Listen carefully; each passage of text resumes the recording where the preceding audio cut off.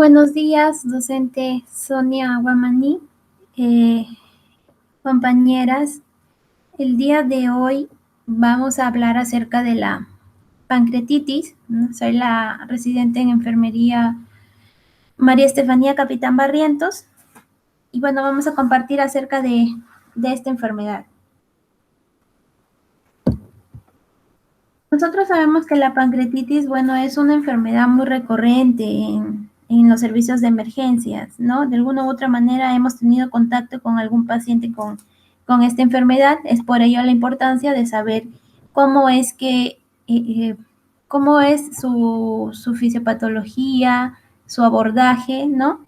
Y los principales cuidados de enfermería que debemos tener para brindar, pues, un cuidado de calidad.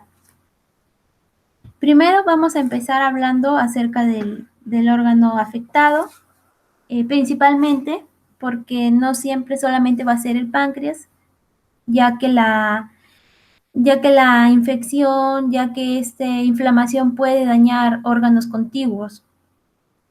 Pero vamos a empezar hablando acerca del páncreas, ¿no? Este órgano es de ubicación retroperitoneal, localizado detrás del estómago, que recibe el flujo sanguíneo del tronco celíaco y de la arteria mesentérica superior. Ese órgano también tiene una función de secreción, entre ellas enzimas digestivas y hormonas, como la insulina y el glucagón. Se dice que aproximadamente se secretan 1.5 litros de jugo pancreático. Aquí estamos viendo la anatomía del páncreas. Primero, vemos de que es un órgano de gran volumen, ¿no? Está, a ver, un momento, ya, es un órgano de gran volumen que está anexo al duodeno, situado en donde, en el abdomen superior, detrás del estómago. ¿Entre quién? Entre el vaso y entre el duodeno. Se dice que la cabeza de este páncreas va a estar fijado por el asa duodenal. Su ubicación es horizontal a la derecha y más oblicua hacia arriba en la mitad izquierda. Aproximadamente este órgano tiene un peso de 70 gramos. Se va a dividir en en cabeza, cuerpo y la cola. Algunas literaturas también mencionan a un istmo. Con respecto a la cabeza del páncreas, bueno, es la parte más voluminosa, ocupa el asa duodenal. La cara anterior del páncreas o de la cabeza del páncreas va a estar en contacto o va a ser excavada por un semiconducto vertical para los vasos mesentéricos superiores. Esta está cubierta por el peritoneo parietal. Y la cara posterior está en contacto con la lámina de Treitz. También es importante mencionar de que las ramas arteriales y venosas de los vasos pancreáticos van a estar aplicados contra el tejido pancreático. En primer plano van a tener contacto con lo que es la vena porta, la terminación de la vena esplénica y la mesentérica superior. También la arteria mesentérica en segundo plano va a estar en contacto con lo que es la vena cava inferior, las dos arterias y las dos venas renales, sobre todo la vena renal derecha. También con respecto al cuerpo, este cuerpo va a tener correlación o va a tener correspondencia con la primera y la segunda lumbar. Su cara posterior va a estar en relación de derecha a izquierda con la aorta. La vena mesentérica inferior, la cápsula suprarrenal y el riñón izquierdo. O sea, el cuerpo del páncreas es el que va a tener contacto directamente con esos órganos, ¿no? Y con respecto a la cola, bueno, como vemos es la parte más estrecha, ¿no? de todo el páncreas, es afilada, redondeada, está en contacto con el hilio del vaso o está unida al mismo tiempo por un repliegue peritoneal. este páncreas tiene unos conductos que resultan muy importantes, ya que vierten lo que es su contenido o el jugo pancreático que se produce ahí a la porción del duodeno, ¿no? Aquí vemos uno de los conductos principales, es el conducto de Wirsum, que se va a extender este conducto a través de todo el órgano. A nivel de la cabeza va a ir de dirección hacia abajo, ¿no? Y se pone en contacto con el conducto colédoco. Entonces, esta unión entre el colédoco y el conducto de Wirsum va a formar lo que es la ampolla de Vater. Esta nos va a servir para que estos jugos puedan secretarse en la porción del duodeno y a nivel tubérculo crónico a través de lo que es la carúncula menor de Santorini, ¿no? Entonces, este órgano tiene como unidad funcional al acino pancreático, ¿no? O sea, este páncreas es una glándula arracimada. Entonces, se le puede descomponer en lo que es lobulillos secundarios, lobulillos primitivos y los acinos, siendo los acinos su unidad funcional. Dentro de los acinos se encuentran también, o dentro del tejido se encuentran también los islotes de Langerhans, ¿no? Entonces aquí el acino pancreático es el encargado de producir las enzimas digestivas. El agua y el bicarbonato por las células ductuales. Así también este órgano está conformado por las células alfa, beta y delta, que van a conformar lo que les había mencionado, los islotes de Langerhans. Y estas pues tienen una función, cada una tiene una función de secreción de diferente producto. Entre ellos, por ejemplo, las células alfas son las encargadas de producir y liberar el glucagón, hormona que eleva el nivel de la glucosa en la sangre. Las células beta son las encargadas de producir y liberar la insulina, la hormona que regula el nivel de glucosa en la sangre. Y la delta es la encargada de producir la somatostatina, hormona que secreta y regula la producción y liberación de la insulina y el glucagón.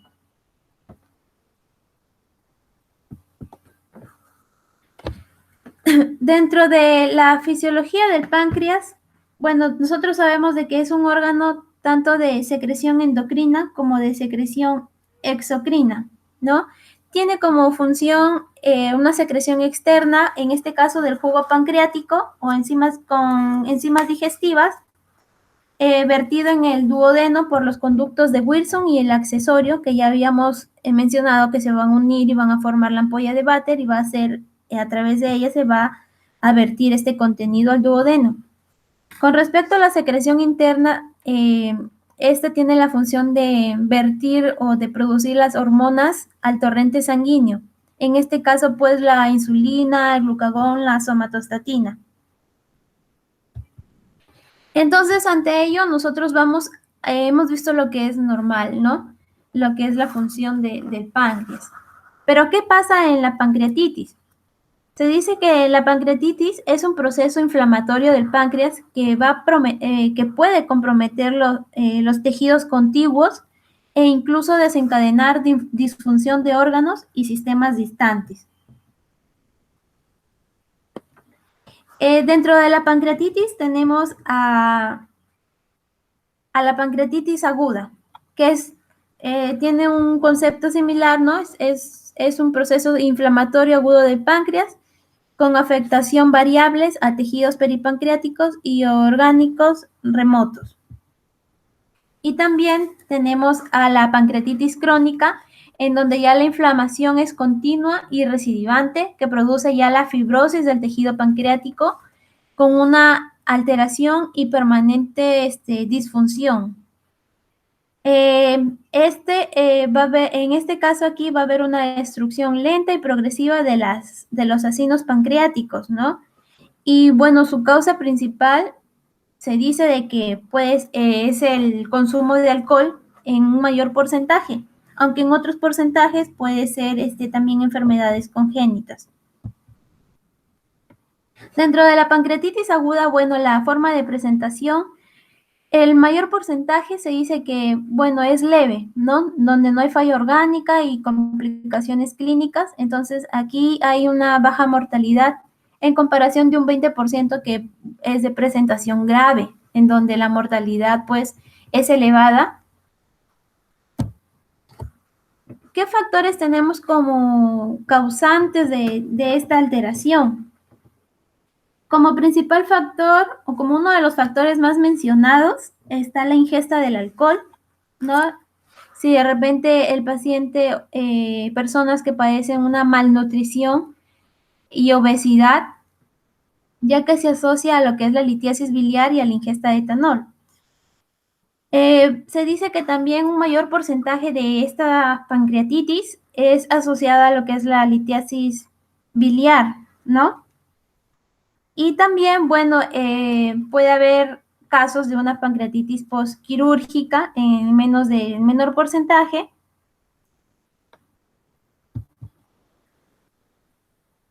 Vamos a hablar un poco acerca de la fisiopatología del páncreas, de la pancreatitis.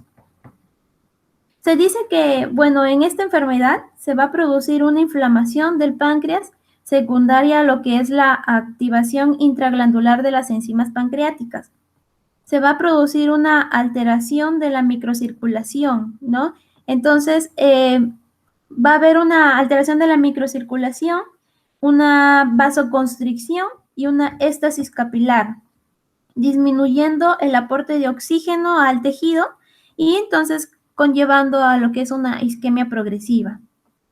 Todo lo que es estas anormalidades van a aumentar la permeabilidad vascular y van a producir que la glándula se edematice, ¿no? Que este órgano se comience a edematizar. Y con ello puede producir lo que es la extravasación del fluido intravascular, que es rico en proteínas, al peritoneo. En la pancreatitis aguda puede haber un síndrome de respuesta inflamatoria sistémica. Y bueno, esto va a ser mediado por las enzimas pancreáticas y las citocinas liberadas, ¿no? La circulación desde el páncreas inflamado. Pues ya sabemos que cuando hay inflamación del tejido se comienzan a liberar factores inflamatorios. Esta inflamación a medida que va progresando puede conllevar a que haya complicaciones, entre ellas el síndrome de distrés respiratorio agudo, puede haber derrames pleurales, insuficiencia renal, ya hemos visto que esas arterias y venas renales están contiguas al páncreas. En algunos casos más graves se puede presentar shock, ¿no? Y complicaciones metabólicas como por ejemplo la hipocalcemia, hiperlipidemia, hiperglicemia, hipoglicemia. Entonces normalmente las enzimas pancreáticas son activadas en la luz duodenal, ¿no? Aquí dentro del páncreas es este jugo pancreático, estas enzimas están desactivadas. Entonces, cuando estas enzimas son activadas dentro del órgano, se comienza a producir la inflamación del tejido, causando lo que es la pancreatitis.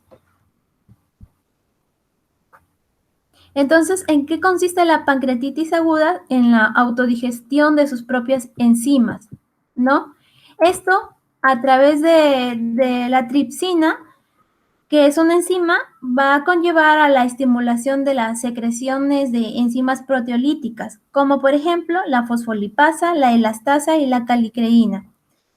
La fosfolipasa, ¿qué es lo que va a causar su secreción? Va a ser de que haya digestión de los fosfolípidos de las membranas celulares, produciendo necrosis en el tejido. La elastasa conlleva la disolución de fibras elásticas de los vasos sanguíneos, produciendo las hemorragias. Y la calicreína conlleva la liberación de bradicidina y calidina, produciendo una vasodilatación y aumento de la permeabilidad capilar, dando como resultado un edema. Entonces, debido a esta inflamación y a este edema que se produce al haber secreciones de estas sustancias, habrá una extravasación del plasma y va a haber acumulación de hematíes alrededor del páncreas. Con ello se va a favorecer una redistribución del volumen desde el espacio intravascular hacia el retroperitoneo o el intestino, o sea, hay migración de volumen. Entonces, con ello, el paciente puede presentar signos de hipovolemia, hipotensión y cuando se agrava, ya pues presentar un shock hipovolémico. ¿Cuáles son las manifestaciones clínicas más mayormente halladas en esta enfermedad? Bueno, como primera manifestación está el dolor abdominal, ¿no? Este dolor abdominal es de inicio agudo y es un dolor persistente. ¿Y dónde va a estar ubicado? Pues puede estar ubicado en el epigastrio, ¿no? O en el cuadrante superior derecho o medio del abdomen, que se va a irradiar hacia la espalda en algunos casos. El paciente puede presentar náuseas, vómito, fiebre, deshidratación, taquicardia, hipoventilación, resistencia y defensa abdominal leve y ruidos hidroaéreos disminuidos o ausentes. También podemos encontrar otros signos como la palidez cutánea en flancos, llamados signos de Gray-Turner, el signo de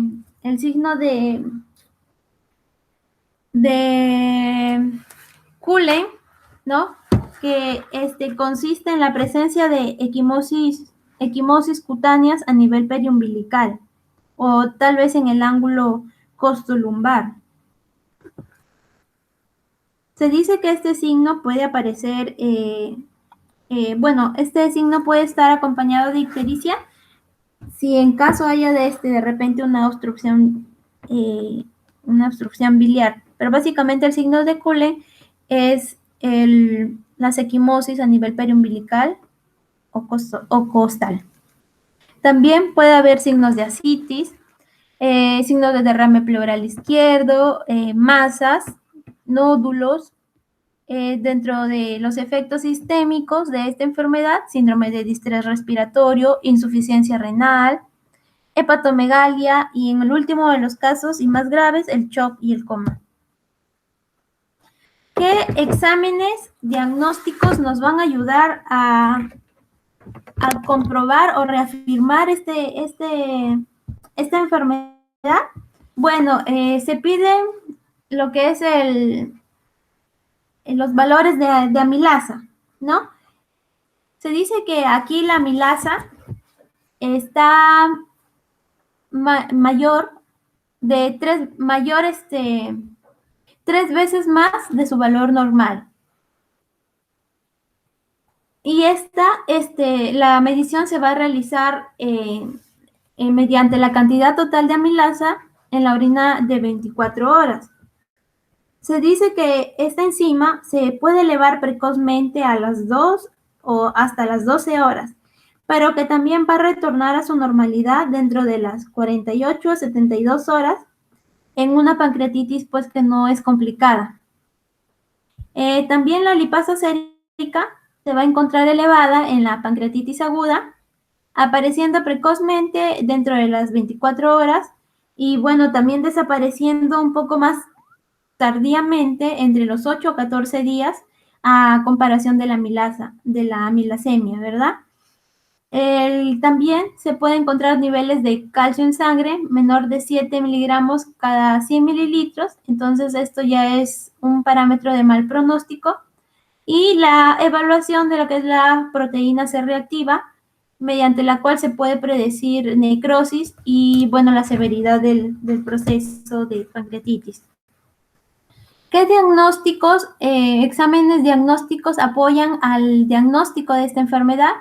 Bueno, aquí están los exámenes de imagenología a través de las ecografías, las tomografías axiales computarizadas, contrastadas, la resonancia magnética y también puede ser a través de una radiografía abdominal torácica. Dentro de los hallazgos clínicos, bueno, hay también escalas, criterios en donde pues, se puede evaluar la gravedad de esta pancreatitis, de esta pancreatitis. Dentro de ellas tenemos pues los criterios de Ranson, el criterio de Glasgow, criterios de Apache 2 y la clasificación tomográfica de Baltasar. Dentro de los criterios de Granson, bueno, este criterio se va a realizar o se va a evaluar al ingreso del paciente y a las 48 horas, ¿no? Y toma parámetros como la edad, la presencia de leucocitosis, la glicemia, el LDH y el TGO. A las 48 horas también evalúa la disminución del hematocrito, el aumento del GLUM, si hay disminución del calcio sérico, si hay signos de secuestro estimado de líquidos, déficit de bases. Y con respecto a los criterios de Glasgow, se va a realizar la evaluación a las 48 horas, ¿no? En donde también evalúa parámetros como la edad, ¿no? La presencia de glóbulos blancos elevados, la glicemia, la presión parcial de oxígeno, el LDH, la albúmina, la presencia de calcio menor de 8 miligramos por decilitro y el criterio de Apache y también el nitrógeno ureico en sangre mayor de 96. Y el criterio de Apache, que es un score que se utiliza actualmente desde el ingreso del paciente y toma como parte de la valoración la edad y su estado actual. Aquí también se usa el índice de masa corporal, ya que la obesidad es un factor de mal pronóstico, ¿no? Y debido a eso, pues, permite realizar un monitoreo más exhaustivo y la detección de riesgos en lo que es la pancreatitis aguda. Estos parámetros son los que mide el criterio de Apache. La temperatura, la presión arterial, frecuencia cardíaca, frecuencia respiratoria, presión parcial de oxígeno, el pH arterial, el electrolito, sodio, potasio, la creatinina para valorar la función renal, el hematocrito y el recuento de glóbulos blancos. Se dice de que una puntuación de más de 9 puntos en el Apache 2 es pronóstico de pancreatitis aguda grave, ¿no? Aquí vemos los puntajes de 0 a 4, un porcentaje de mortalidad del 4% y conforme va aumentando el puntaje, la probabilidad de mortalidad es mayor. Y por último tenemos al criterio tomográfico de Baltasar, que nos va a servir para establecer el grado de gravedad de la pancreatitis, pero a través de la tomografía axial, ¿no? Y este criterio, bueno, toma en cuenta de acuerdo a lo que sale en la tomografía y se va a dividir en grados. En grado A, cuando el páncreas está normal. Grado B, cuando hay aumento del tamaño pancreático focal o difuso, hay alteración del contorno glandular y no hay evidencia de enfermedad peripancreática. Grado C, cuando hay alteraciones intrapancreáticas con afectación de la grasa peripancreática. Grado D, cuando hay colección líquida única mal definida. Y grado E, cuando 2 o más colecciones líquidas mal definidas están presentes, hay presencia de aire o de gas pancreático o retroperitoneal. Estos criterios de Baltasar se van a llevar a cabo a través de la toma de la tomografía computarizada, ¿no? Con contraste, el cual constituye un método útil para el estudio de esta enfermedad. Su sensibilidad para la pancreatitis aguda grave es el 100%, ¿no? Dentro de las complicaciones, bueno, tenemos aquí los pseudoquistes, abscesos pancreáticos, la ascitis pancreática, la necrosis pancreática, fístulas, trombosis esplenoportal y también hemorragias. Aquí vemos una figura en donde la tomografía evidencia una pancreatitis necrotizante, ¿no? En esta figura, por ejemplo, vemos el páncreas con necrosis y también presencia de fluido e inflamación peripancreática con criterio de Baltasar de grado C. O sea, hay alteración intrapancreática con afectación de la grasa peripancreática, ¿no? Y con un total de 6 puntos y presencia de necrosis en un 33 a 50%. Y aquí en esta imagen podemos ver la necrosis pancreática con presencia de gas en su interior, con un criterio de Baltasar E, ¿no? Y una necrosis del 50%, haciendo un total de 10 puntos. Ahora, ¿qué complicaciones hay que estar atentos para poder valorar respecto al paciente que viene con una pancreatitis, ¿no? Hay complicaciones sistémicas en donde ya hay presencia de disfunciones orgánicas.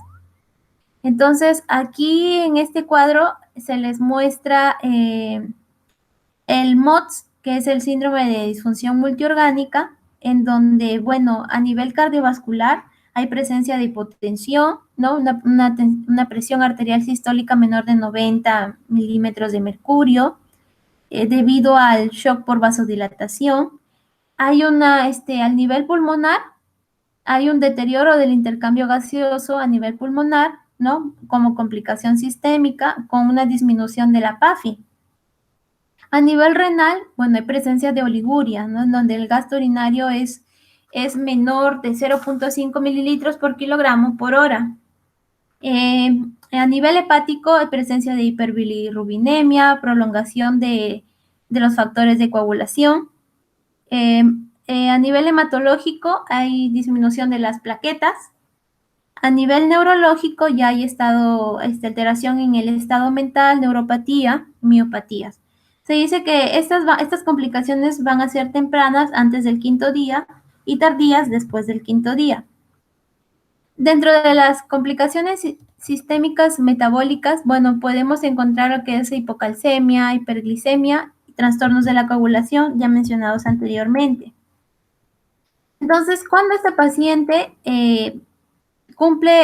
tiene criterios para poder ser ingresado en una unidad para una atención especializada crítica, o sea, más que todo en una unidad crítica, cuando en la valoración del Apache 2 es mayor de 8 puntos, cuando de repente en la escala de Ransom es mayor de 3 puntos, o de Glasgow también mayor de 3 puntos, cuando los criterios tomográficos de Baltasar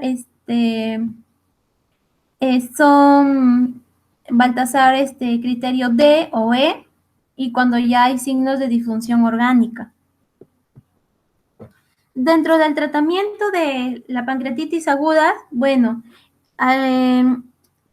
dentro de ellos tenemos el alivio del dolor, pues, porque es un signo clínico del paciente, ¿no? Que ya hemos mencionado anteriormente, y dentro de ello, bueno, va a estar primero el tratamiento del dolor del paciente. Si de repente este paciente presenta inestabilidad hemodinámica, al igual que en la exposición anterior, primero también se debe favorecer la estabilidad hemodinámica. Profilaxis antibiótica también se toma en cuenta.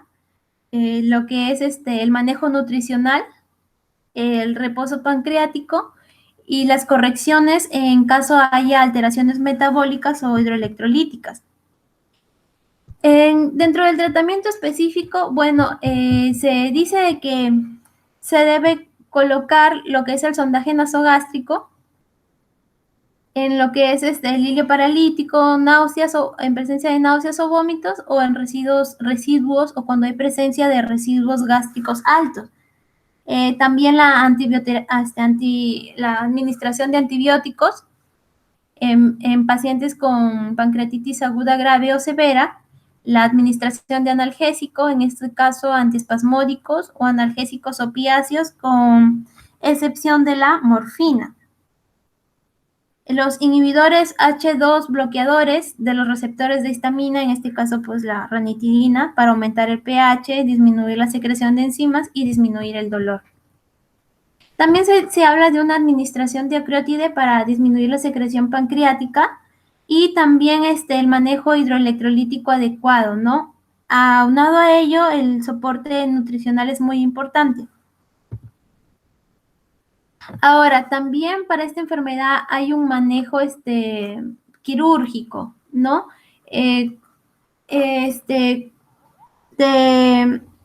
Con respecto a las causas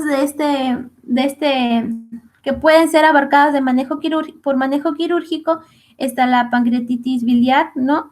Se dice que se tiene que esperar 2 semanas a que pase o que el paciente pueda ser estabilizado, ¿no? La colecistectomía laparoscópica CEPRE es uno de los procedimientos que se les puede hacer a estos pacientes, o la colecistectomía y exploración biliar. ¿Qué complicaciones del manejo quirúrgico pueden presentar, no? Una complicación inmediata puede ser necrosis infectada, abscesos pancreáticos, plemones peripancreáticos, colecciones intraabdominales infectadas, colecciones pleurales infectadas o masivas.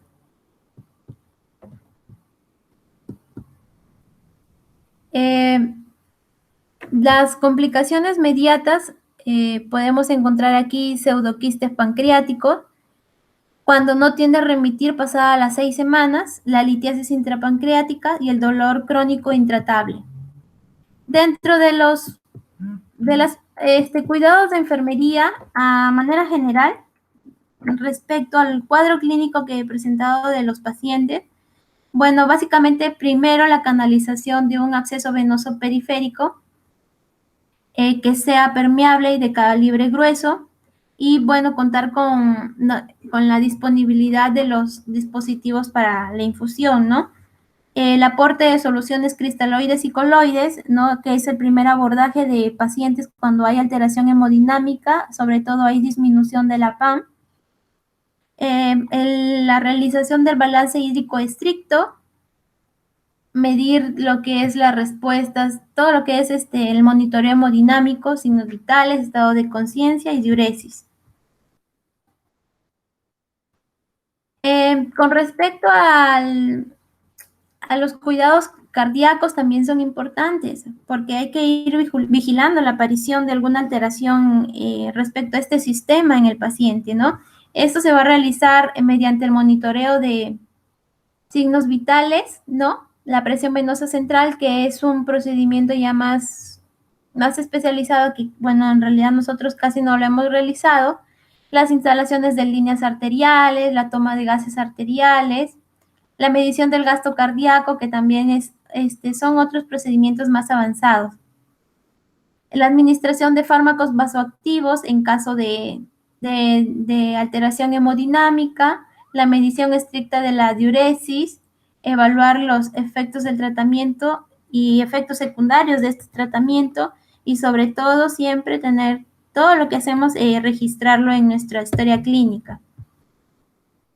Asimismo, también es importante valorar la diuresis, ¿no? Si este paciente de repente presenta oliguria, anuria, polaquiuria, a través de un sondaje vesical, ¿no? Esto se va a realizar a través de un sondaje vesical con las respectivas medidas de bioseguridad, tanto para el cuidado del paciente como para el cuidado del personal de salud, la cuantificación estricta del balance hídrico, y en algunos casos y extremos, una diálisis, la coordinación de diálisis, en caso proceda, ¿no? El paciente lo requiera. Dentro de la valoración, bueno, pues también es importante valorar lo que es el monitoreo respiratorio, realizar el monitoreo respiratorio del paciente, ya que como hemos mencionado, una de las complicaciones se encuentra el síndrome de distrés respiratorio, ¿no?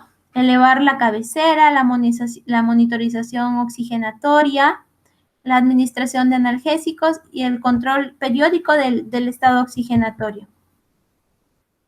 Y con respecto al dolor, bueno, evaluar el dolor según la escala, identificar la frecuencia, la duración, la intensidad, las causas, la localización, ¿no?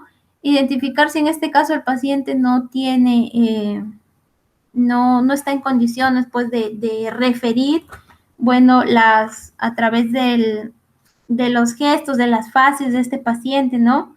Brindar comodidad al paciente, valorar la eficacia de los medicamentos en cuanto se le administre, ¿no? Porque uno de los cuidados de enfermería es bueno que nuestros pacientes no tengan dolor, pues.